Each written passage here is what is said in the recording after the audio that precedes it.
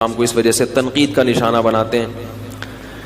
اسلام میں لونڈی کا تصور یہ ہے کہ پہلے زمانے میں جب جنگ ہوتی تھی تو جب دشمن کے مرد قتل ہو جاتے تھے تو اسلام نے عورت کو قتل کرنے سے منع کیا۔ جو عورتیں گرفتار ہو کے آئی ہیں، اب آپ کے پاس یا تو ایک آپشن ہے کہ ان سب کو کیا کر دیں، قتل کر دیں، یا ایک آپشن آپ کے پاس یہ ہے کہ ان کی شادیاں کرا کے باعزت طور پر ان کو کیا بنا دیں، مسلمانوں کی بولو بھائی بیویاں بنا دیں، یا ایک آپشن یہ کہ ان سب کو کیا کر دیں، ایسے ہی چھوڑ دیں، جاؤ بھائی آزاد ہو تم۔ نہیں آ رہی بات میرا خیال ہے۔ اگر ان کو قتل کریں تو یہ عورت پر کیا ہے، زیادتی ہے، ظلم ہے۔ اسلام نے جنگ میں عورت کو قتل کرنے سے منع کیا۔ اگر ان کو بیویاں بنائیں تو یہ فطری طور پر کوئی بھی اس کو کے لیے تیار بولو بھائی نہیں ہوگا۔ کیوں نہیں ہوگا؟ دشمن کی شکست خوردہ عورت کو کبھی بھی کوئی شخص بیوی بنانے کے لیے، بیوی پیرالل ہوتی ہے، آپ کے ہم پلہ ہوتی ہے۔ اسلام کوئی ایسا حکم نہیں دیتا جو نیچر کے خلاف ہو۔ آپ نے دشمن کو سے لڑائی کی، وہ آپ کے خون کے پیاسے تھے، ان کی عورتیں بھی مرد بھی، عورتیں بھی تو ان کے ساتھ لڑتی ہیں نا، یا اپنے شوہروں کو، اپنے جو مردوں کو اپریشیٹ کر رہی تھی۔ آپ نے زور اور طاقت سے اس دشمن کی پر قبضہ کیا، اب ان کی عورتوں کو اتنی عزت دے کہ اپنی بیوی بنا لیں، یہ عملی طور پر ممکن نہیں ہے۔ سمجھ میں نہیں آ رہی بات میرا خیال۔ اور تیسرے آپشن کیا ہے کہ ان کو ایسے ہی آزاد چھوڑ دیا جائے۔ آزاد چھوڑیں گے تو ان کی کفالت کون کرے گا؟ وہ زنا کو پیشہ بنائیں گی۔ سمجھ میں نہیں آ رہی؟ دشمن کی مزید اولاد پیدا کریں گی۔ تو اسلام نے درمیان کا راستہ دیا کہ نہ تو ان کو اتنا پروٹوکول دو کہ بیوی بناؤ، بنانا چاہو تو اجازت دے دی، لازم قرار۔ صحابہ میں بہت سے ایسے ہیں جنہوں نے ان لونڈیوں کو آزاد کر کے بیوی بنایا۔ خود نبی صلی اللہ علیہ وسلم کی زوجہ حضرت صفیہ، وہ غلام تھی، باندھی تھی، ان کو آزاد کروا کے آپ نے ان سے باقاعدہ نکاح کیا ہے۔ نہیں آ رہی بات میں؟ اجازت دے دی کہ بیوی بھی بنا سکتے ہو، لیکن واجب قرار نہیں دیا، کیونکہ مینٹلی اس کے لیے کوئی بھی فاتح قوم تیار نہیں ہوتی۔ تو درمیان کا راستہ دے دیا کہ ان کو باندی بنا دیا جائے۔ کیا مطلب؟ یہ تمہاری خدمت گزار ہوں گی۔ اب یہ عملی طور پر ممکن نہیں ہے کہ ایک لڑکی کو، ایک خاتون کو، عورت کو آپ کے حوالے کیا جائے، آپ کا خادم بنا دیا جائے، اور پھر یہ بھی کہہ دیا کہ سارا نان نفقہ کس کے ذمے ہے۔ یعنی ریاست نے ان عورتوں کی ذمہ داری اپنے کندھوں پہ ڈالنے کے بجائے مجاہدین پر، ارے بولتے کیوں نہیں، تقسیم کر دی۔ ریاست اپنے ذمہ اگر ان کا نان نفقہ ڈال دی تو ریاست کو ان سے کوئی فائدہ نہیں تھا۔ اور ان عورتوں میں بھی تو سیکچوئل ڈیزائرز ہوتی ہیں۔ اب دیکھو کشمیر میں جب زلزلہ آیا بالاکوٹ میں، کئی ٹرسٹ بن گئے۔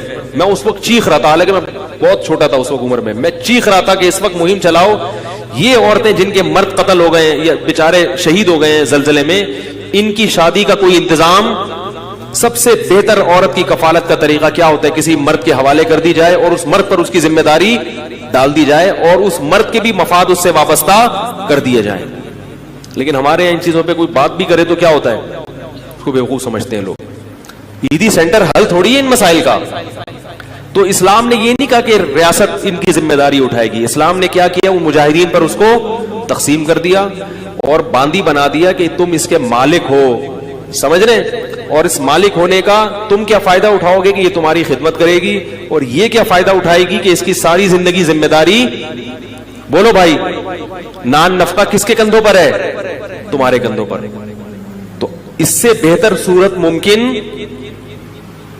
سوٹیبل کوئی صورت ہو ہی نہیں سکتی تھی۔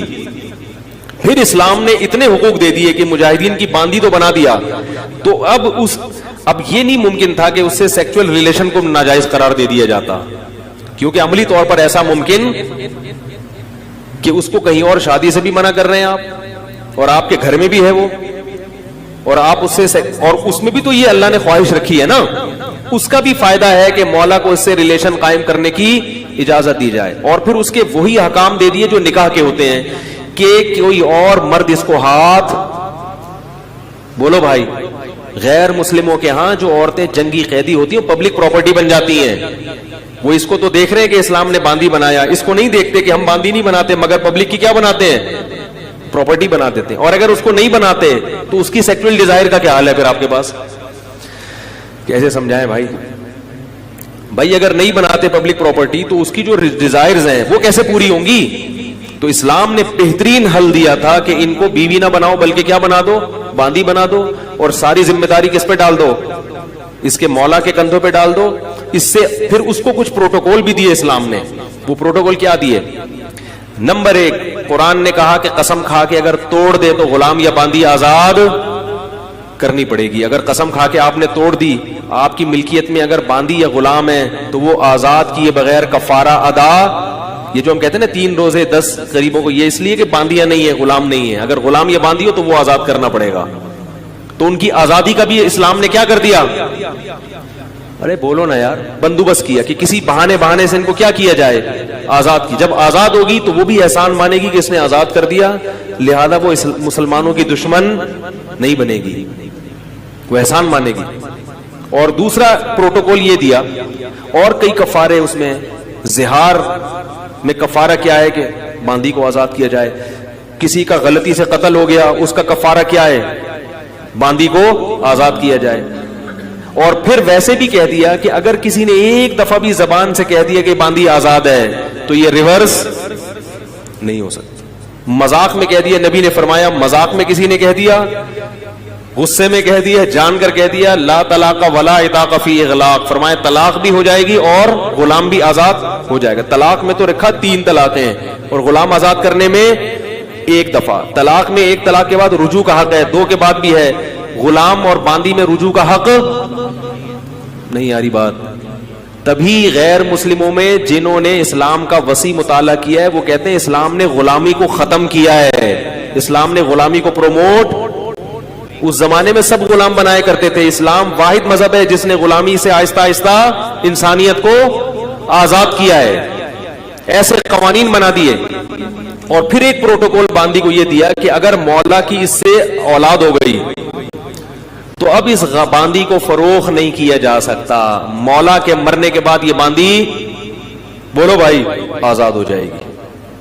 नहीं यारी बात मेरा, अगर उससे औलाद हो गई आपके तो अब ये बांदी बिलाखिर आजाद हो जाएगी। ये प्रोटोकॉल दे दिया उसको। और एक अक़्द मुकातबत की तरगीब दे दी कुरान ने कि गुलाम या बांदी से यह अक़्द किया जाएगा कि अगर तुमने इतने पैसे कमा के मुझे दे दिए तो तुम क्या हो, आजाद हो। और फिर हुक्म दिया मुसलमानों को कि जो गुलाम अपने मौला के साथ ही एग्रीमेंट कर ले उसके साथ क्या करो, ताउन करो। उसको ज़कात का पैसा भी दिया जाएगा, उसके साथ ताउन किया जाएगा ताकि ये मौला को इतने पैसे दे के अपनी क्या करे। नहीं आ रही बात मेरा ख्याल में, जान छुड़ाए। सही है। ये प्रोटोकॉल गैर मुस्लिमों के यहाँ नहीं है।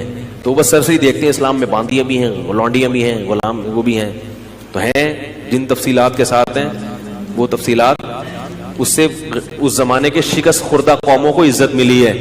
फिर मुसलमानों में जो बांदियां बड़े बड़े ओहदों पर फाइज, यानी इल्म के लिहाज से बड़े बड़े मकाम पर फाइज हुई हैं, क्योंकि जब आपको पता होता है ना मेरी है तो फिर उसकी वजह से आपकी इज्जत है।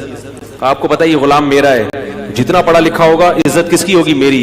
इसलिए मुसलमानों ने अपने गुलामों को पढ़ाया लिखाया, तालीम दिलाई ताकि हमारी इज्जत हो मुआशरे में। बड़े बड़े मुहद्दिसीन गुलाम गुजरे हैं, समझ रहे हो। नाफे अब्दुल्ला बिन उमर के गुलाम थे, बुखारी और मुस्लिम के बहुत बड़े रावियों में से, असलाफ में उनका तस्करा मिलता है। बुखारा और समरकंद से कैद होकर आए थे। बुखारा जब रूस में लड़ाई हुई थी ना, साहबा कराम की फौजें गई थी, यहां से गिरफ्तार करके इनको लाया गया। अब्दुल्ला बिन उमर के गुलाम बने और बुखारी और मुस्लिम के रावियों में से बहुत बड़े मुहद्दिस, बहुत बड़े हदीस के इमाम। कहां से लाए और क्या बन गया, ये हो गया लौंडियों वाला। आजकल लौंडियां नहीं है कहीं भी, है कहीं आप किसी मासी वासी को लौंडी समझना शुरू कर दें। लौंडियों का सिस्टम क्या हो गया। अच्छा ये भी याद रखो, लौंडी से सेक्सुअल रिलेशन जब कायम करना जायज था कि जब वो इस्लाम कबूल कर ले या वो ईसाई या यहूदी हो। अगर वो ईसाई नहीं है, यहूदी नहीं है या मुसलमान नहीं हुई तो फिर उसे सेक्सुअल रिलेशन की इजाजत, क्योंकि जैसे अहले किताब से ही निकाह हलाल